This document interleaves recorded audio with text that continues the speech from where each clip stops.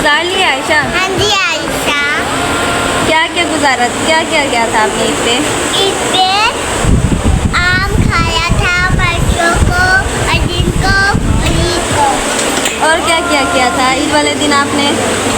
اور جبھی کھائی تھا واو. اور پھر ہو گئی تھی کھا کے.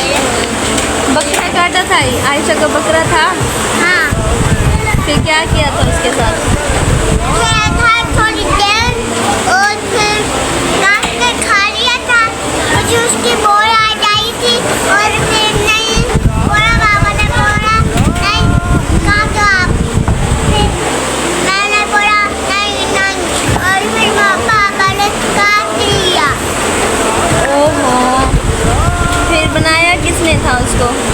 میں نے نے اور پھر مجھے کھایا تھا اور پھر میں نے کھایا تھا. اور مزہ آیا تھا پھر آپ کو؟ جی مزہ آیا تھا. مزے کا بنا تھا؟ ہاں جی. اور کس کس نے کھایا تھا؟ میرا اور میرے بھائی نے.